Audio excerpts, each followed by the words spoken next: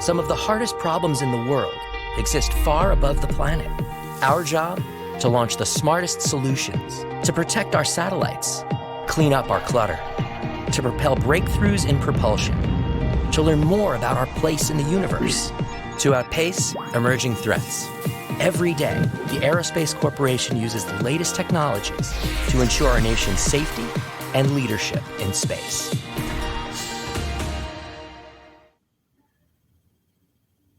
Welcome to the Space Policy Show. Today, we have some awesome guests with us. We're going to be talking about strategic foresight with Kara Cunzeman, Jake Sotiriadis, and Josh Kerbel. So thank you so much for joining us today. A few quick reminders before we get into the show. You can ask questions two ways. Go to Twitter, type in the hashtag the Space Policy Show, ask your question there, or you can ask in the Vimeo dialog box below the video. Really quickly, so Kara is with the Center for Space Policy and Strategy, and she's going to talk about her strategic foresight work in more depth. Kara, over to you. Thanks so much, Rebecca, for kicking us off, and thanks to everybody for listening to our show. As Rebecca mentioned, I am Kara Cunzeman. I'm our lead futurist at the Strategic Foresight Initiative, which is housed in the Center for Space Policy and Strategy here at Aerospace. And we're really focused on leveraging strategic foresight practices and systematic ways of thinking about the future so that we can build a better future tomorrow by enhancing decision-making today. So I'm really, really excited to have our two guest speakers with us today. We're going to be talking about all things strategic foresight, strategic national security issues, and of course, space. So I'm going to kick things off by reading both of our bios of our guests, and then we will lead into a fireside chat. So first off, we have Josh Kerbel. He is a member of the research faculty at the National Intelligence University, the U.S. intelligence community's sole accredited and degree-granting educational research institution.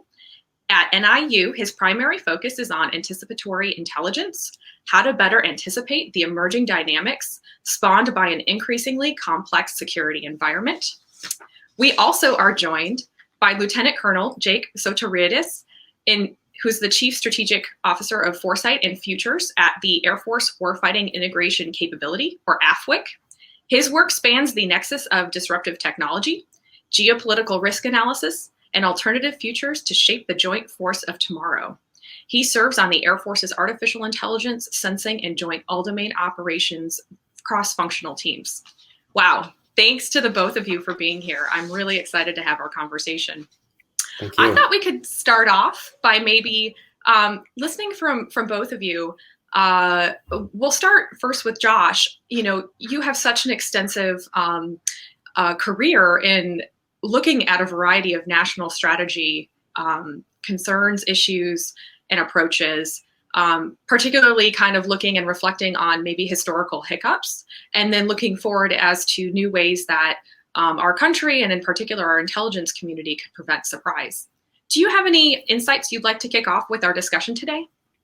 Let me start by just reiterating the fact that I'm not an expert in space, but I do know a little bit about how to think about complex problem sets, and I spend a lot of time thinking about the complex strategic environment that we're now confronting, of which space is obviously one vital and major component. So I just want to say that as sort of kind of a disclaimer at the beginning. With that said, let me dive in a little bit to this notion of this complex strategic environment.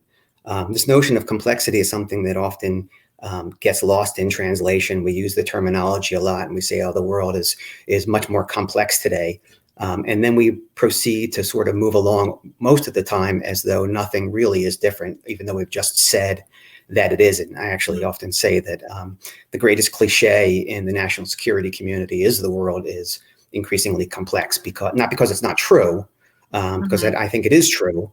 But because we say it with the implication and sometimes the explication that something has really changed, and then we proceed to do very little differently. So I think what's important here to understand is that the formative experience of the national security community was not a complex environment. The Cold War was really what we would term in systems terminology, a complicated environment. That is to say, it was essentially a two-body problem It had a fair degree of stability to it. And it tended to behave in what we might term a linear fashion. It wasn't in many ways that surprising to us. A complex environment, the one that we're currently living in, and we've really been living in since the end of the Cold War, is very different than that. Even though we tend to use those terms interchangeably in idiomatic speech, in systems language, they mean very different things. And when dealing with complexity, you're really, and I'm going to try to make this, as simple as possible, if I can use that word. You're dealing with systems that demonstrate emergent phenomena. And by emergent, I mean sort of nonlinear, in many ways, unpredictable or surprising phenomena that are more than the sum of the parts of the system. So this means a number of things for how we go about and we do our jobs every day. And that's really what I'm hoping to get at in the conversation that we have. You mentioned about historical hiccups. In many ways, you could argue that the period before the Second World War, the interwar period, or even World War I, was actually more complex than the Cold War. I think that is actually the case. But now we're dealing with, in the post-Cold War, a period of unprecedented complexity. And I don't mean that just, in sort of just passing language. It really is, because even if you take into account the physical interconnectivity, and much of that existed prior to the Cold War.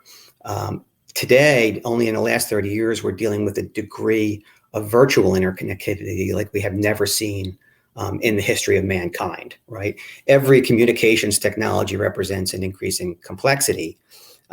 However, now we're really into a realm that we've never before seen in the history of mankind.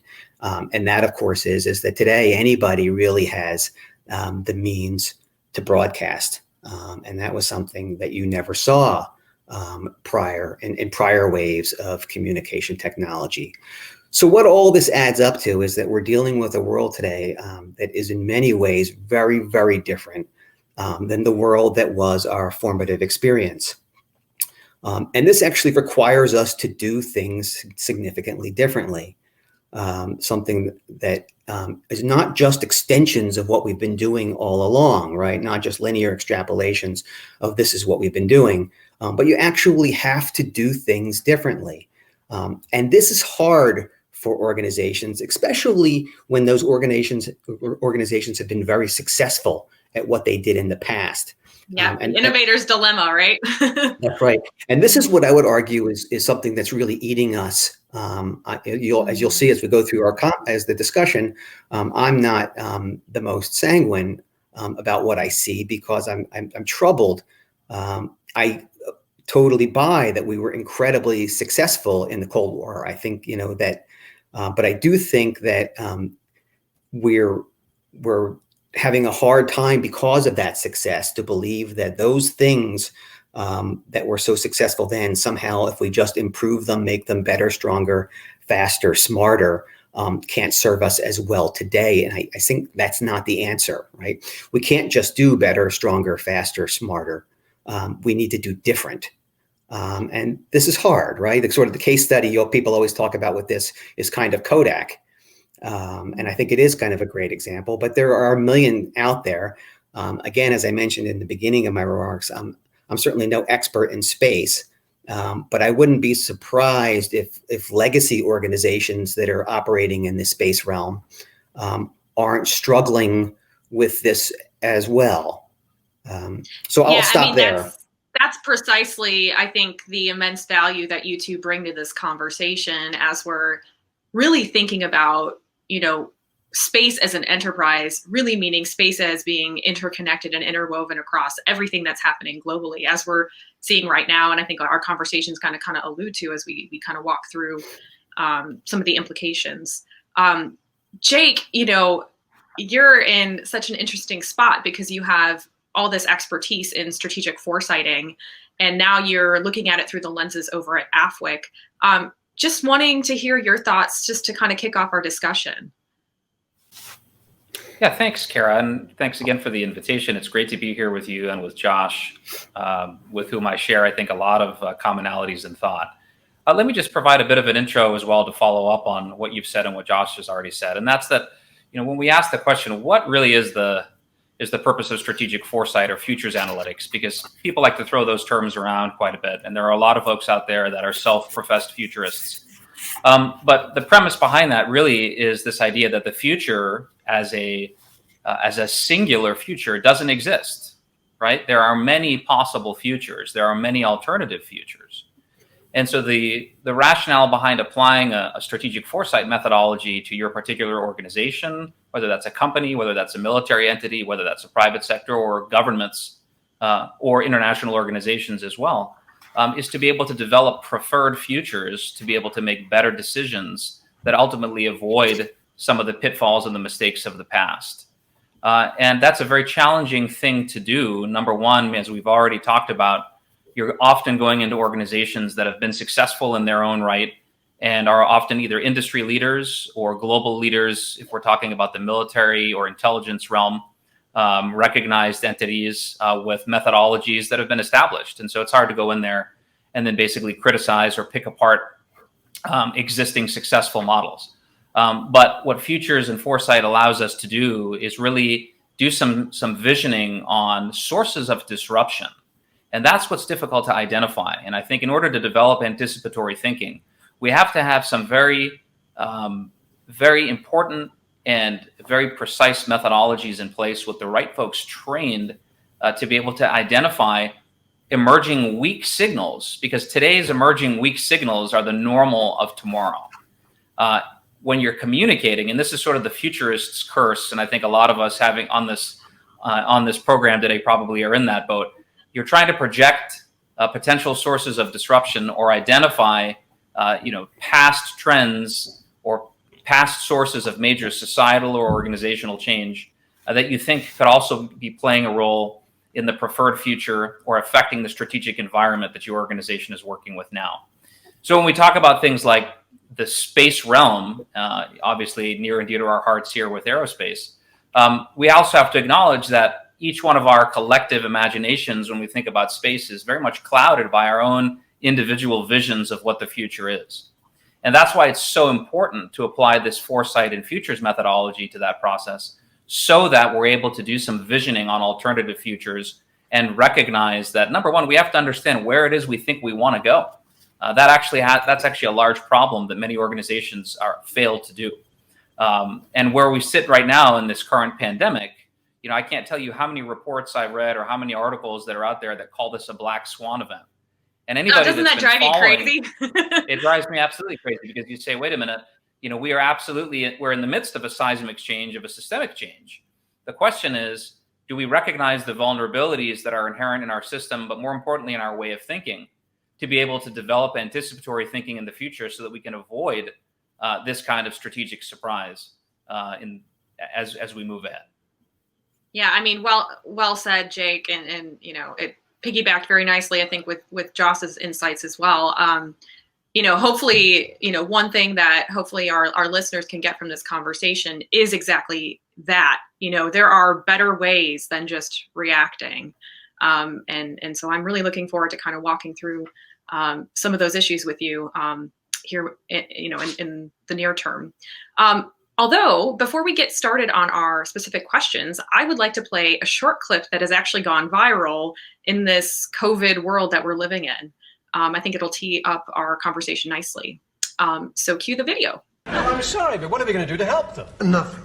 But what if St. George's appeals to us? Well, we'll give them every support, short of help. What if the Prime Minister insists we help them? Then we follow the 4-stage strategy. What's that?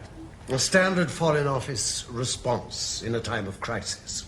In stage 1, we say nothing is going to happen. Stage 2, we say something may be going to happen, but we should do nothing about it. In stage 3, we say that maybe we should do something about it, but there's nothing we can do. Stage 4, we say maybe there was something we could have done, but it's too late now.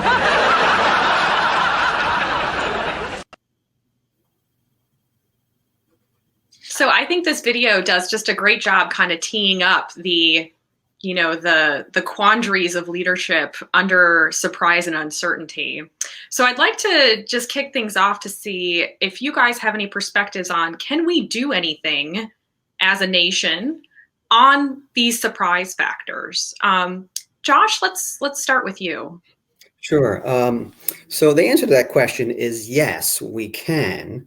But I think the first step, it's kind of like the first step of any 12-step program, actually, is you have to acknowledge something. And in this case, I think we have to acknowledge, or in many ways accept, that a complex environment, by definition, is going to spawn or generate emergent, unpredictable surprises. It's a surprise in some way is going to be part and parcel of the future that we're living with. Now, that said, there's different aspects and different elements to surprise, and we can do some things about it. I think it's always probably going to be somewhat difficult, and though we're working in this realm, to actually nail down when a certain emergent phenomena will in fact emerge. Right, the actual timing of it, because it's really hard to know the precipitating event, right? Even though you might understand, you can have a good sense of the conditions that might be ripe for something. Actually knowing that the fruit seller lighting himself on fire in Tunis was going to lead to the Arab Spring, it's harder to nail down the timing. But that said, besides the timing, I think you can nail down and have a pretty good sense of what is possible, what could happen. And this is really where we get into the realm of anticipatory intelligence, anticipation, which really correlates with foresight. Okay, so I'm not talking about forecasting, I'm not talking about extrapolating past histories into the future, but I'm actually talking about a more imaginative process where we sort of begin to imagine what could happen, what are the conditions ripe for. And then also look at what happens when this emergent phenomena that we have conceived of actually does happen. This is actually, I think, one of the great failures that we're watching right now in terms of COVID, right? So like COVID, I think it's fair to say that, as Jake said, it's not a black swan, right? There's been lots of references to the possibility of a pandemic in the world we live in because of this great interconnectivity. It's very easy for disease to move very rapidly around the world. So I don't think that was particularly surprising, nor should it have been. But I don't think we did a good job of figuring out and thinking about ahead of time how this could have played itself out. So we find ourselves in a crisis management reactive mode, right? And this was something that we could have done, right? Knowing that a pandemic was a distinct possibility in this complex environment that we live in. And having had that said a number of times, we could have done a lot of work on the front end to begin thinking about what exactly it would look like as it played out. And then you could begin to take preparations, right? You can begin to do things. So you're not scrambling at the last minute to find supplies. And in fact, if you walk it backwards, you could have actually been thinking, what are some of the things that you might have done to mitigate it, or maybe even prevent it from getting anywhere near the degree of problem that it has emerged to be. And there's a lot of methodologies and things that can be employed in this realm. And of course, I would argue that Jake is more of an expert than me in many of these. But I do use a fair number of these things like scenario planning, which is just a common element in futures work. We do a fair amount of analytic gaming. Computational social science like agent-based modeling. There's a bunch of things in the complexity realm that we're now drawing more and more on.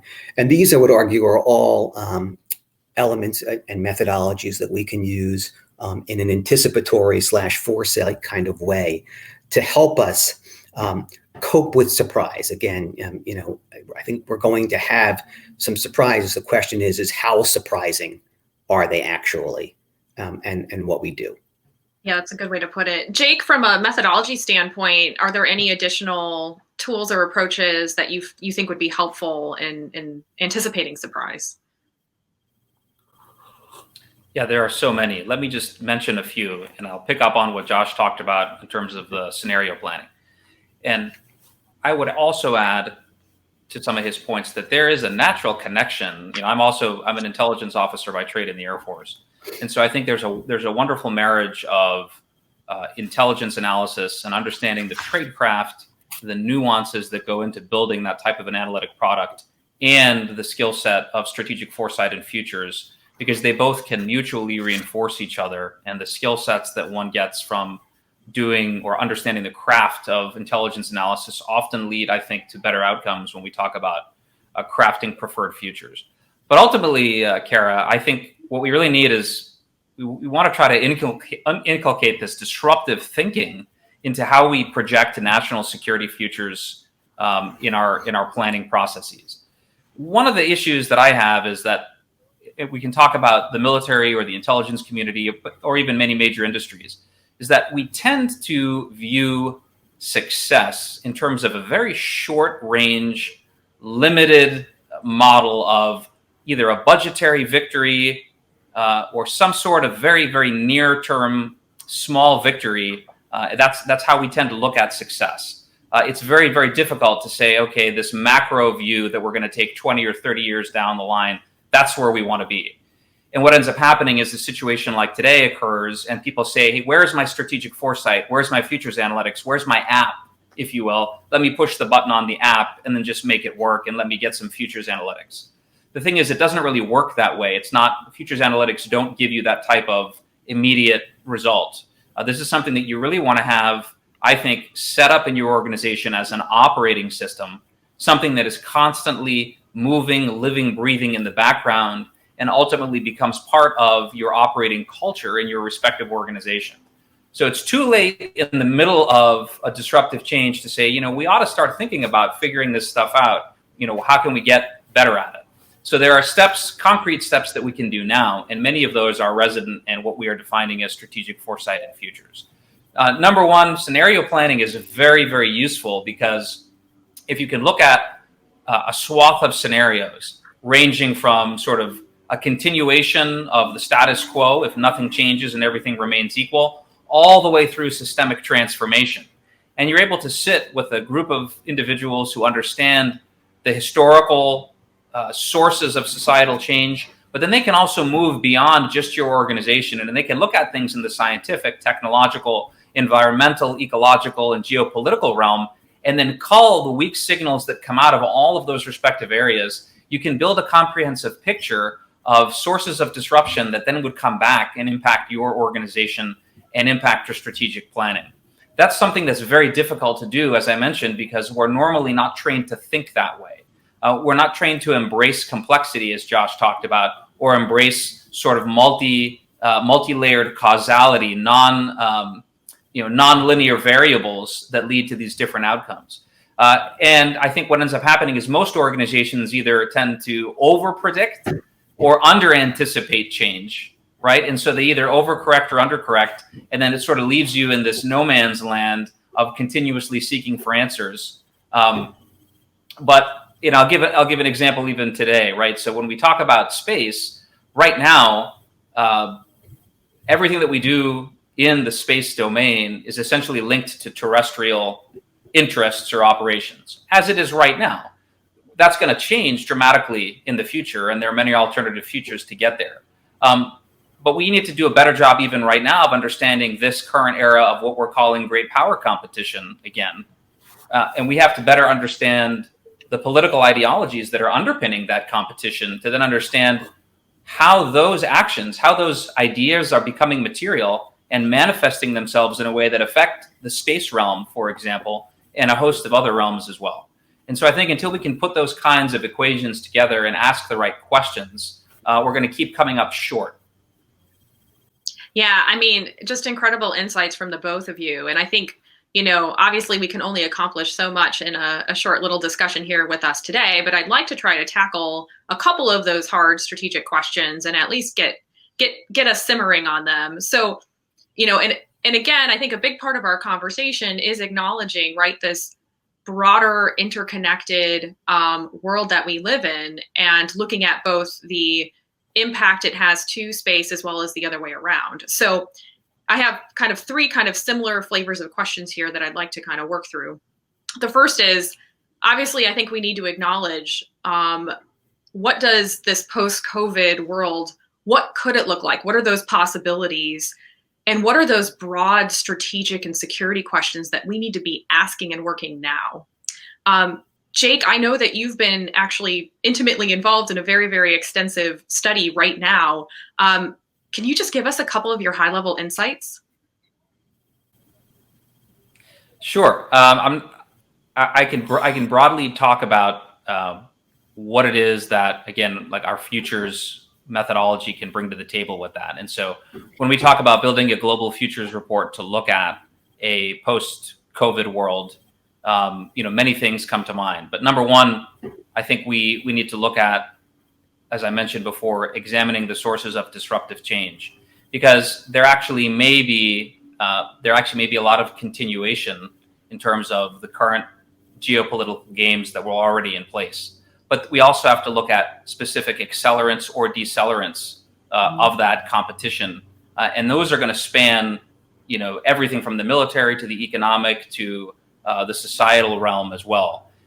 Certainly, disruptive tech is going to play an important role as we think of things like disinformation, how that's going to be used in the future, and even things just like we're seeing disruptive technologies now accelerate, I think, the pace of things like disinformation and also the geopolitical structures that we've come to embrace. I mean, if we look at things like what's happening in the European Union today and sort of transatlantic relations and the strategic narrative that is going to prevail after this is over in terms of what is the global opinion, where is the global opinion going to come down on responsibility for the pandemic. That will drive, I think, a lot of the discussion. It'll drive a lot of the debate, but more importantly, it'll drive a lot of the different soft power dynamics that are out there in terms of whose narrative is going to emerge. That is not an insignificant thing because it impacts so many other areas. And in particular, when we envision national security futures and we talk about our assumptions on future alliances, future partners, future operating areas, those kinds of things, we have to take into account everything that's happening today. And then there are also, the historical analogs to what has happened in the past. When we look at things, pandemics are certainly not a new phenomenon. They're really, a part and parcel of human history writ large. And so I think what I would broadly say about this is that as a methodological approach, it's not helpful to just sit and say, wow, this is such a catastrophic event. How did we miss it? How can we prevent it? Those are important questions. What we want to do is we want to make sure that we can actually have an approach with the right folks, with the right kind of training, understand how we can get from vision to foresight to preferred futures, because ultimately we want to be able to shape the future in a way that's favorable to our interests, that's favorable to our country or to our organization. And that takes a lot of, first of all, aligning that narrative, but also some stakeholder analysis to be able to inform the right individuals who are in decision-making authority positions that this analysis is actually saying, or that those weak signals about tomorrow are very important, and that even though they may seem far-fetched today, those are the areas that we need to be focusing in, exactly what we are not comfortable with. Yeah, no, absolutely. Those are really good points and insights. From personal observation, I think one thing that the pandemic has done is it's almost like it's lifted a sheet over the world and you get these glimpses of where things actually are. And it's, this is a great, I think, opportunity for us to kind of look at the world as it is and collect a lot of data and then work through that as we're thinking about possibilities of the future. So, Jake, you did a great job, I think, teeing up kind of like the post-COVID dynamics. Josh, I know you spend a lot of your time thinking about these greater issues that we really need to be addressing as a nation. What other big disruptors do you think need to be on our radar that we need to start weaving in and either shaping, a more preferred future in those vectors or, creating more preparedness? So let me just jump off of the COVID point, because I think it's a great one as a lead into what you've just asked me. The United States and everybody has been dealing with this explosion of complexity, this interconnectivity, and this interdependence for 30 years now in the wake of the Cold War.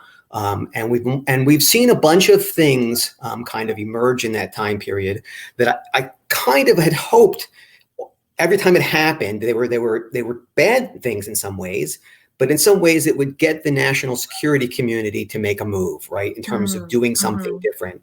So let's take 9/11, but I would argue that really not that much changed in terms of how we approach national security in the wake of 9/11. And I would argue that in many ways we did what we went back to our repertoire, right, in terms of fighting the global war on terrorism, a term that I hate, but okay. But we did the things that we know how to do, right? We turned it into a force on force kind of thing. I would argue in many ways, same thing with Iraq. I would argue that certainly the same thing with the financial, contagion that we went through in 2008, 2009. And I kept asking myself, what does it take for us to actually do something differently? Right. And if there's anything good that comes out of this pandemic, and obviously I don't think it's good, but if there is anything good that comes out of it, maybe this will be the one that gets us to realize and to understand that we just can't do what we've been doing better, stronger, faster, smarter. We really need to do something different, because to me, this pandemic has, better than anything could have, laid bare the fact that our traditional approach to national security is just, that's not going to do it, right? This pandemic is immune to military force.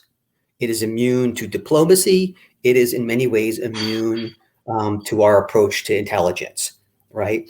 It has no secrets for us to collect. It has no head for us to decapitate. It cannot be persuaded, right? It cannot be bargained with. So that our traditional quiver to national security really doesn't work for this kind of a problem. And this problem is not an anomaly. This problem is the future of complexity. And we're going to see this with the whole array of these disruptors that you've mentioned, right? Let's just throw some of them that we're already dealing with. It may not be quite the speed of the cascade as the pandemic, but they are very clearly emergent phenomena, things like climate change, right? Economic and political contagion, which, whether people realize it right now, is very much a part of this pandemic, right? Things like the changing international order and things that we might not have ever been able to imagine are obviously changing a great deal. Urbanization and trends towards urbanization that we're seeing. Proliferation, right? And the proliferation, I think, in many ways, this sort of borderless knowledge is one of the key points. Jake touched on it a bit, and I think it's something that it's vital we're going to have to deal with it, because in a disruptive environment, which is what we're in, you have to respond to it disruptively, right? You have to think differently. You need sort of nonlinear approaches, just like the system itself is nonlinear. And I think this is going to be one of the big challenges, right? At the end of the day, in this world we live in, this borderless world, you see this democratization of technology. There were things that used to be purely the purview of states, of really, of corporations, or of super empowered wealthy individuals. And today, in the world we live in, that is simply not the case, right? So I think that in terms of these larger disruptions, we need to think about our entire approach to them, because the traditional quiver, right? In many ways is just not suited to the challenge. Yeah, and I think what you said, that the pandemic isn't an anomaly, it's an analogy, I think, to where the future of this complex world is going. This is such a great point. This is it. I think that is such an interesting and thought-provoking message to everybody listening to this, is like, our old ways aren't going to cut it anymore. We live in a different world. Can I allude to one more thing that Jake had mentioned? I just want to say that as I move around Washington, I have an awful lot of people who are talking about the reemergence of great power competition, right? We hear it everywhere. And that may be true, but I often hear it in the context of, okay, now we know what we're dealing with again, right? We're dealing with states, and we know how to do states. We may not know how to do pandemics. We may not know how to do climate change. We may not know how to do economic and other kinds of contagion, but we know how to do states. And this message that I'm hearing is really very disturbing to me. It's really worrying me, because I hear it in the sense of people seem to feel that we can take the lessons of things like the Cold War and we can apply them to this new world that we're in. And we may be dealing with states in some sense, but the states that we're dealing with here are entirely different creatures, right? They are completely embedded and networked into this new environment, right? The Soviet Union was a contained element. It had clear boundaries around it, partly because we were imposing them and we knew where to look, right? China was in a state of self-imposed isolation. We knew the boundaries. But in this new world, you may be thinking about in the context of state, of state-based kind of national security things. But these states are totally different creatures. They're very complex. They're not complicated. They're completely enmeshed and embedded into this broader interconnected environment. And if you don't think of them in those ways and respond accordingly, you're in trouble. Jake, was there anything you wanted to add on to Josh's comment? Yeah, I think what we're really talking about at the end of the day is that the very notion of how we define and how we conceptualize national security itself has been turned on its head. We are very, in particular, whether we're in the Defense Department, whether we just as a society, we have very, very, very narrowly defined views on what national security is. And I think that's very, very dangerous. And we're seeing some of those ideas come apart now because we're recognizing that things like healthcare, things like surveillance, things like understanding how we can proliferate the right types of technologies, things like democratization of technology, even things just like the relationship between different models of governance in part and parcel with technology. Those things are actually national security concerns. We tend to be very comfortable saying, okay, we have a pandemic or we have a major disruptive event, a seismic shift to how we do business. So the questions we immediately jump to are, which programs are we going to cut? Which budgets will be affected? How many more platforms are we going to buy? Where are we going to divest, right? The problem is we haven't been taught properly to ask the right questions. So if we're asking the wrong questions, we're bound to come up with the wrong answers. And when we look at something, as Josh laid out before, which I'd like to just add to, which is this very, very complex, I think we need to look at the world today as more of a security landscape, which contains all sorts of elements on top of it, as a landscape does. And we can't just look at things, as he talked about, it's not just that we're comfortable with states, but we have not, in my view, taken really the time or put a lot of the intellectual rigor into doing the difficult work of truly discerning what are the new ideational models that are driving? How do those ideas become material? What kinds of material structures are developing from those models? And then what is intensifying or either decelerating those types of models together as networked ideologies where you have elements of not only the state, but you have individuals that are now globalized. You have you insert disruptive technology. You talk about the state control apparatuses, right? That narrative. You overlay all this together onto the security, because we have to be comfortable in systems that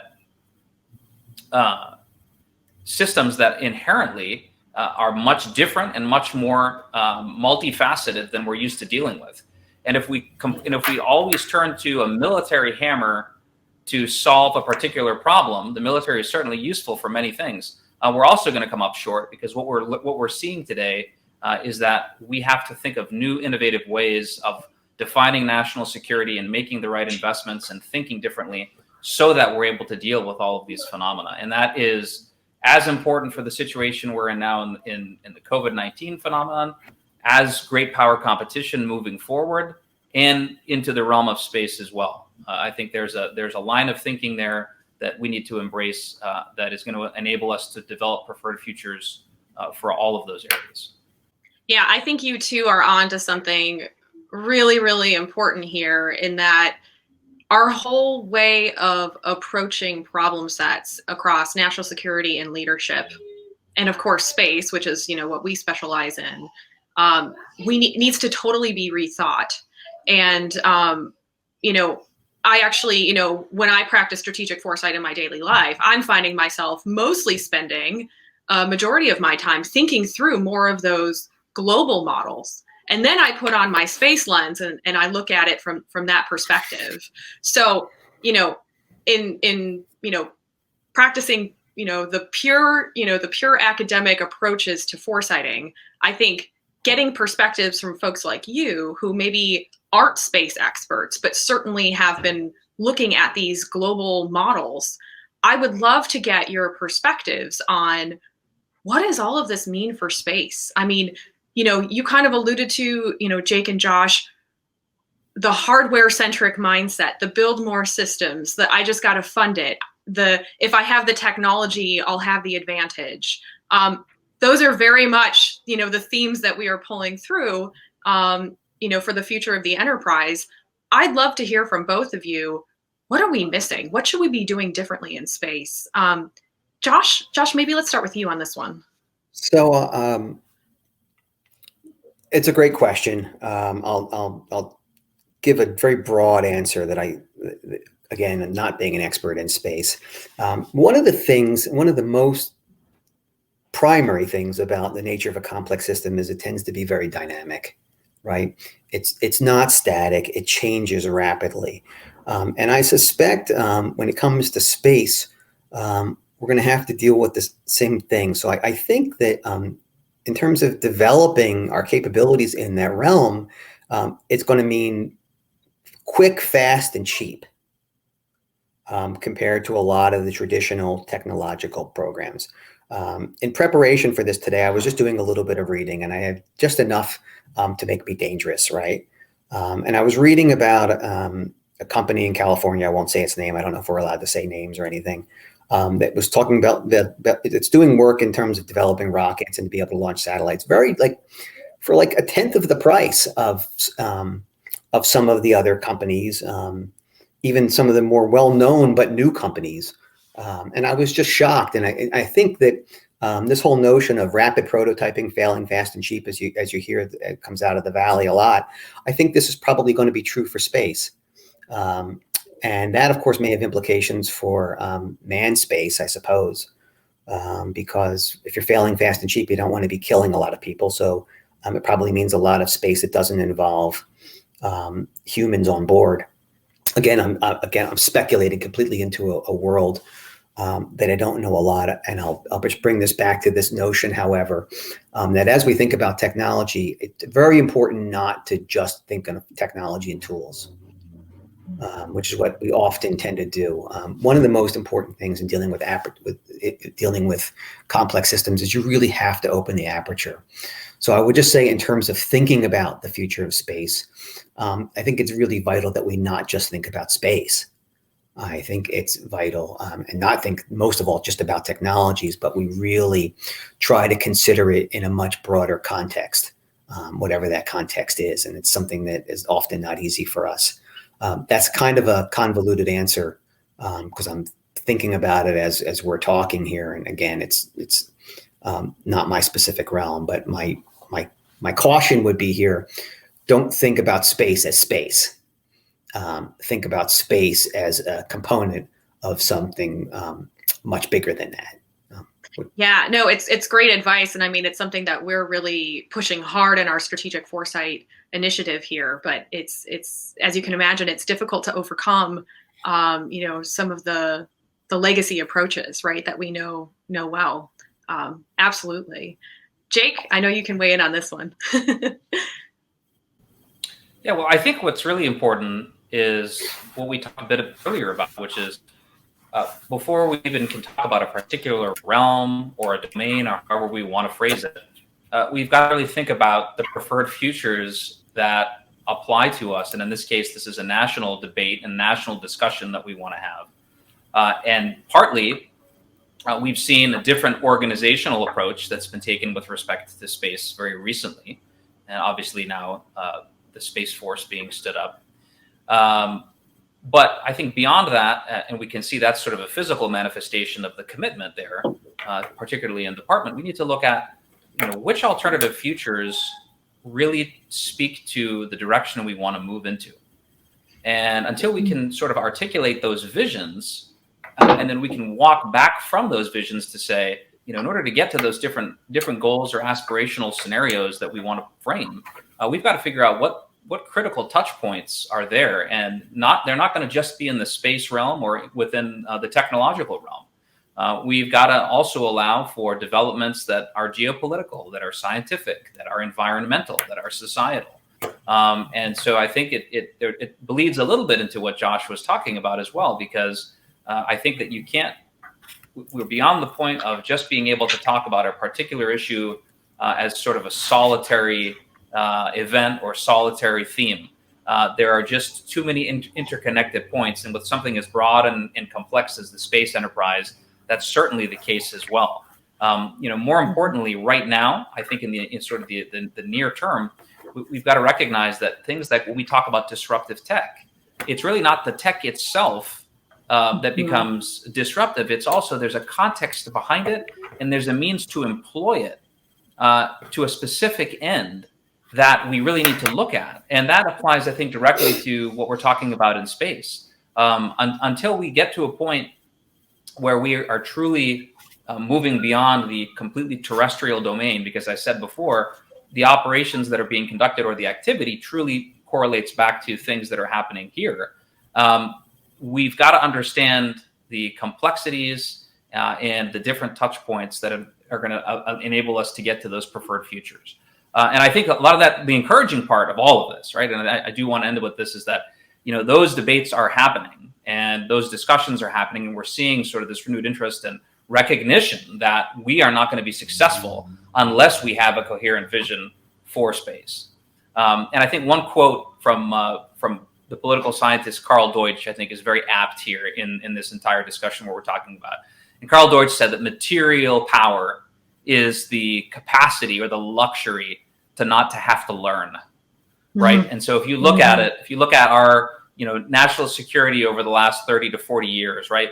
Have we had to do a really honest, hard look and say, have we now attained that position of having so much material power at the expense of the capacity to learn, right? And that you can talk about any organization that's at the top of its game, right? That's where you need folks like futurists and foresight practitioners to be able to inject some of those disruptive thoughts and challenge those assumptions so that you can develop those preferred futures that, frankly, might not even be on the table because the weak signals haven't been identified yet, and certainly not communicated. Yeah, I mean, I think if I could kind of summarize all of what we've said, right? Imagination really is, I think, going to be an important pillar of the future of our national security and our leadership for this country. And we need to spend more time, in disciplines such as, the ones that we practice, spending time looking at both emerging signals, but also dreaming about our preferred futures. And we don't typically spend a lot of time on that, right? We look at where we don't want to be, but how do you build something if you can't dream what that possibility is? And then, of course, understanding, the broader global landscape in which we need to kind of synthesize before we can go and look at any possibilities within the lenses of our own practices. So I guess on that note, I would just like to say thank you to both of you. And if you had any just kind of final closing comments based on our conversation, Josh, I'll go to you first, and then Jake. Let me real quickly just riff off of that and simply say that I think what you're putting your finger on here is that we're going to actually have to think differently. This whole idea about imagination and synthesis goes to actually thinking differently. And we're used to changing a lot of things, but not necessarily changing how we think. Like in the intelligence realm, we're used to thinking analytically, right? We're used to attacking problems by breaking them down. And in the realm of great complexity, that's not how you're going to address problems. You're going to address problems by synthesizing them, by seeing the big picture, by putting them together. And it's going to require us in many ways to think thinkly. So with that as riffing off of the last question, let me just summarize here by saying, I think the primary thing we're looking for here in terms of national security in the future is resiliency, right? The fact of the matter is uncertainty is going to bring with it, the uncertainty of complexity is going to bring with it surprises to varying degrees. We are not necessarily going to be predicting those surprises. We hopefully will be anticipating them to a degree. But the fact of the matter is there's going to be surprise on a spectrum of how much surprise. So our objective here really has to be being resilient, so that when we take the surprise, when we take that hit, we don't end up like the turtle on its back that can't turn itself back over, right? Mm-hmm. Paralyzed. The idea here is to be able to take the surprise because you've thought about it in advance. And although you may not be optimized for that particular surprise, you're at least capable, you're adaptable enough to be able to take it and respond. And I think that's the objective of what we're looking for in terms of anticipatory and synthetic and foresight approaches, is just to give us the tools. After emergence happens, it's too late, right? At that point, you're in crisis management mode. And that's why I think this conversation is so important. It's so important that we do foresight. It is so important that we work on futures. It is so important that we be anticipatory, because otherwise we're in trouble. After emergence, quite simply, is too late. And if I could end on anything, I would make that point, that emergence is an inevitability in a complex environment. So we need to try to anticipate it beforehand. We're not going to get it perfectly. And then do those things to create those preferred futures that Jake was talking about, or in some way to mitigate them if we can. All right, Jake. Yeah, I just want to say thanks so much for the kind invitation. This has been a really great conversation. I really enjoyed it.